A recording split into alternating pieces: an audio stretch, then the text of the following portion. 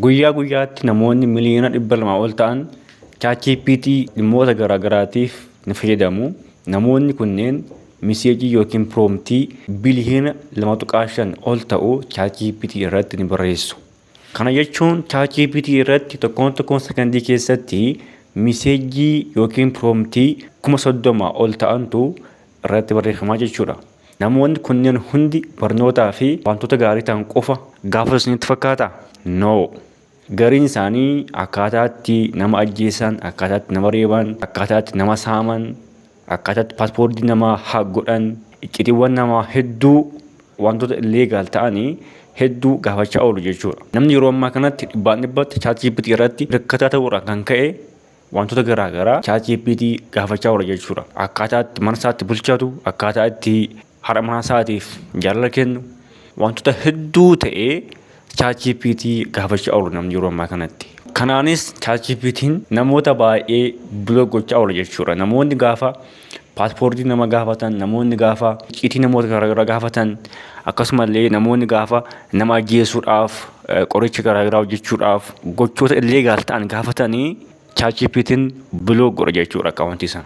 Namoonni dhibbatti waan achi gubbaatti hirkataniif, waa'ee isaanii waan itti himaniif, nama ajjeesuudhaaf, nama gudeeduudhaaf waa baay'ee waan gaafataniif ChatGPT yeroo ammaa kanatti iccitiiwwan isaanii kana gara mootummootaatti, gara qaama seeraatti dabarsee kennaa jira jechuudha. So viidiyoo kanaan namni kamiyyuu ChatGPT irratti wanta barreessuu hin qabne, ChatGPT wajjin wanta mari'achuu hin qabne shanan isinitti himaa. Okay? Viidiyoo kana haga dhumaatti ilaalaa guys. Viidiyoon kun AI fayyadamuudhaaf baay'ee isin gargaara waan ta'eef, keessumaa barattootaaf, namoota hojii qabdaniif, maatiiwwaniif jechuudha. ChatGPT gaafa fayyadamtan baay'ee sireesii guddaadha fayyadamuu qabdu jechuudha guys. Okay? Kuni dhimma guddaadha.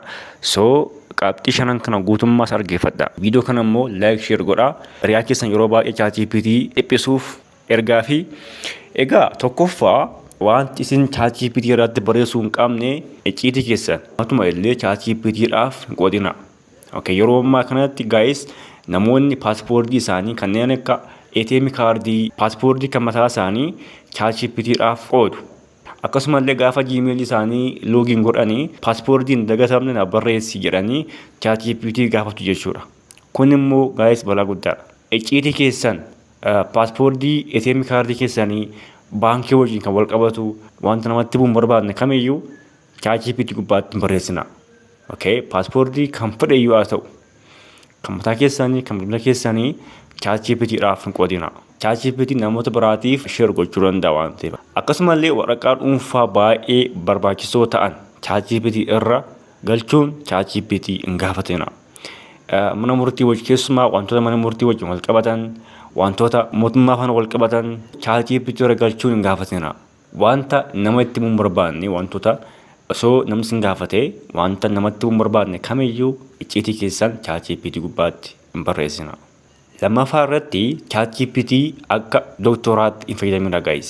Akka doktooraatti, akka ogeessa fayyaatti ChatGPT hin fayyadamina. Namoonni baay'een yeroo ammaa kana gaafa lafa ta'e wayii dhukkubu waa'ee dhibee sanaa itti himuun qoricha naaf fayyadii jechuu jalqabaniiru guys. Kun balaa guddaadha. AI mallattoo dhukkubaa maal akka ta'e sitti himuu danda'a.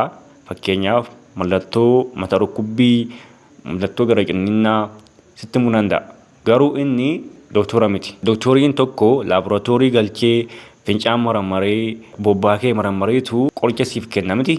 AI'n garuu kana hin godhu jechuudha. Gasiidhumaan qoricha siif kenna jechuudha. So kana please hin godhina.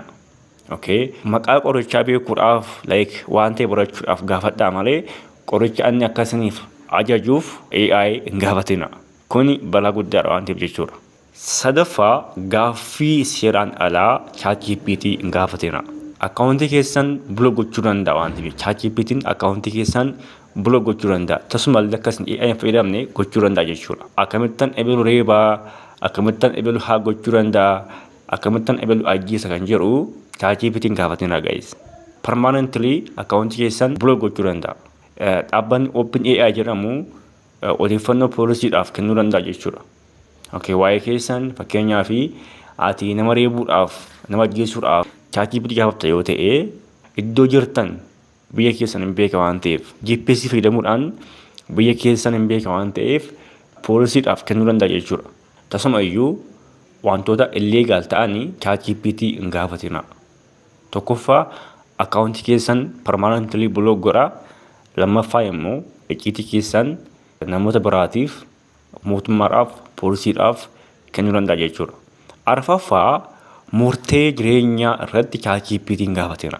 Namoonni baay'een murtee jireenyaa murteessuudhaaf ChatGPT gaafatu. Fakkeenyaaf hojii koo dhiisuu itti fufu jedhanii namoonni baay'een ChatGPT gaafatu. Kun sirrii miti. Jaalallee koo irraa adda bu'u immoo waliin itti fufu jedhanii ChatGPT gaafatu. Gaaffilee akkasii murtee jireenyaa ta'anii kamiyyuu AI hin gaafatina. AI waa'ee keessan hin beeku. AI amala keessan hin beeku. Okay? Jaalallee kee irraa adda bu'uu fi dhiisuudhaaf AI akkamitti akka walitti dhuftan gidduu keessa waan jiru hin beeku jechuudha. So murtee jireenyaa murteessuudhaaf ChatGPT hin gaafatina. Hojii koo dhiisuu hin dhiisu osoo hojii kee dhiisiin jiree maal goota? Hin dhiistaa? That's a big problem, guys.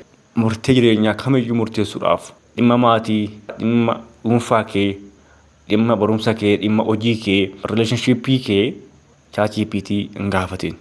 Shanaffaa fi dhumaa AI akka gorsaatti, akka psychotherapy'tti AI fayyadamina, guys. Akka gorsaatti sammuutti AI hin gargaaramina. Viidiyoo kanaaf qabxii 10 keessaa meeqa laattuu fi comment box irratti na beeksisaa. Horaa bulaa.